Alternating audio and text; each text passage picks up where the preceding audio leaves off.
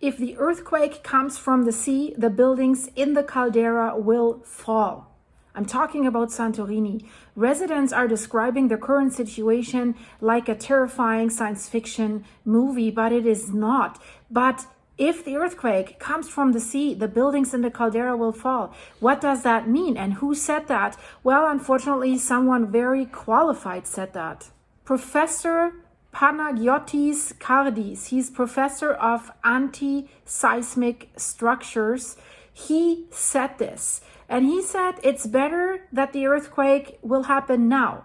And remember, there's many scientists that are saying we could see the big one in the next 24 to 96 hours. With big one, they mean something like 1956, where a 7.7 magnitude quake shook Santorini, and that was followed by another 6.7 magnitude quake, generating a small eruption, creating a tsunami up to 80 feet high, 25 meters sort of thing. So why is it better that the quake happens now?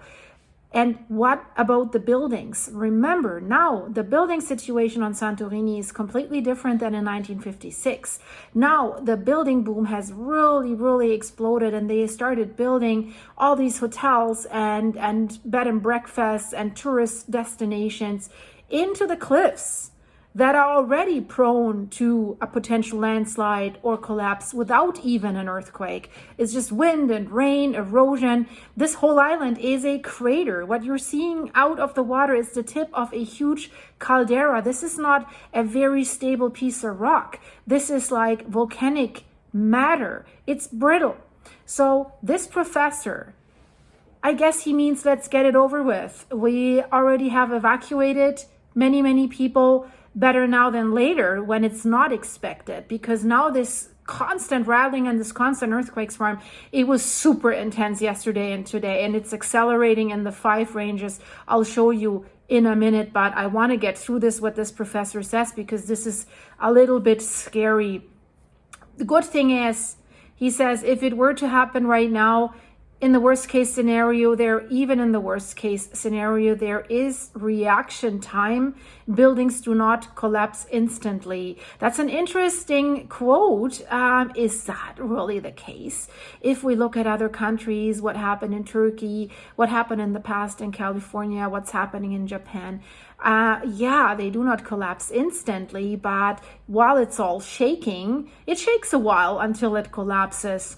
But, you know, if you're in a magnitude 7 earthquake or even 6, you can't really move around much. It's not that you can really run out of the building, or it's also very dangerous. You could be hit by something. So is there that much time to react? I'm having a little bit of a problem to really believe that. But let's not get stuck there, because the interesting part is what he talks about, how the buildings that are on these cliffs that have these beautiful views, they even built the pools into the cliffs, what's going to happen to them. He says that on Santorini, the excavations and the environmental exploitation, and he means the tourism boom, have been carried out to the extreme limit. And that's also what the residents are saying. So he says, even without an earthquake, landslides could occur on the rim of Santorini due to wind and rain. And wind is there almost all the time, right? So he says, let's say we have a magnitude 6 quake. That means almost nothing to me. And first you think, yeah, magnitude 6, is that not high enough for him? And think about it. The government is preparing for another 7.7 right now. But he says, and it's not the magnitude. What he is trying to say is, he says it depends on where the earthquake originates and how far away it is and the depth of its epicenter. Why is that important? Because an earthquake, the waves are traveling, and these are factors that have an influence on how they arrive at Santorini and how they shake Santorini and the buildings on top of Santorini. So he says, the most important thing is where the impact comes from. So if the earthquake strikes the caldera from the sea, from the sea, due to inertia, all the buildings will fall forward towards the sea, down the cliff, basically. That's what he is saying. But conversely, if it comes from behind, from the east, you see this here on the map, they will lean towards the mountainside. So his conclusion is it's better for the earthquake to happen. Right now, it will not be as tragic. He says, even in the worst case scenario, and again, he says that there's time to react. Yeah, right now, because there's not so many people on the island. He says the buildings do not collapse instantly in this particular type of earthquake and at this location. Okay, so maybe he knows more. Maybe they shake longer, and maybe then even if the shaking stops, it takes a while until they collapse. I don't know. It still doesn't make too much sense, but he's an expert in his field. So there's another volcanologist, Dr. Stavros Meletlidis from Tenerife, from Spain. He says, the region that we're dealing with, where we see this unusual phenomenon of seismic activity right now, is very complex, many faults, and a volcanic history. We know that, right? We see the pictures. There's the Kolumbo volcano, there's the Santorini volcano, and there's all these fault lines between Santorini and the island of Amorgos. So he says it's too early to say whether the seismic activity is related to a volcanic phenomena in the Anudros area. It is difficult to predict the future with certainty, but you have seen my video. Researchers from the UK and from Germany, they said we have evidence that these earthquakes are originated by fluids, like either hydrothermal or magmatic, but sounds volcanic, right, guys? So what Dr. Stavros says, he says, this is a geological phenomenon whose evolution cannot be scientifically predicted. All current assessments are based on statistical data that they have from the past. So, of course, what about the volcanic activity?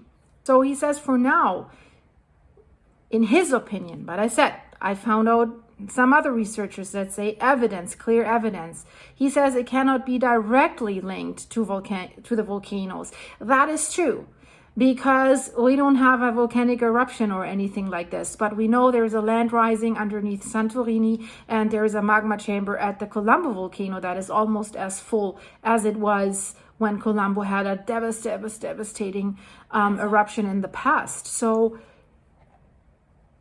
what we take from this is what these scientists are saying. The buildings on the Caldera of Santorini are at risk of collapse if an earthquake comes from the sea. And they are coming from the sea right now. That's the problem. They're not coming that much from the east. They're basically coming from the north. Let's check the current earthquake situation again. Maybe that gives us a little bit more clarity. I'm zooming in here, and interesting are the pink dots because they're the ones in the last 6 hours, but we also have to look at the last 12 hours because this thing has given us magnitude 3 magnitude 5 since Sunday. And let's have a look at this point here. That was another 4.7 that just happened, right? This one, that's a 3.6. What about this circle here? Yeah, that was a 3.6. And look at this. Underneath Santorini, 2.8. And this is a recent one, 2.7. So they are getting closer. But this, how this professor said, this is the eastern side, right? This is the Caldera side. So if it's coming from the sea, so he didn't say from the west, but probably somewhere from here, I would think, or I would, if it's really coming from the open side, that would be the western side, right?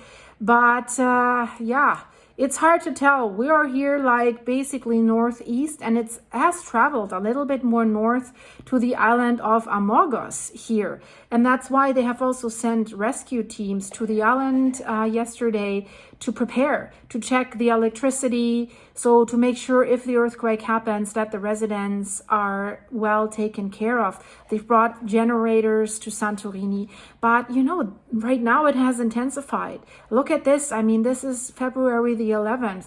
3 ranges, a 4.0 magnitude, 2 kilometers depth, very, very shallow. And you see it's a big, big cluster here again. And look at this, another 4.5, very northern at 10 kilometers depth. So 3.9, a 4.7, also at 10 kilometers. Let's see where the 3.9 is, at 2 kilometers. Interesting. These depths are varying. So 4.0, 3 kilometers, 4.1, 2 kilometers, 4.0.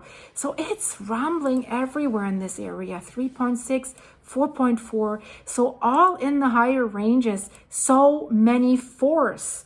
And it's already the number of earthquakes that we've just seen in February exceeds by far the number of magnitude 4 earthquakes that Santorini has seen in the whole year last year.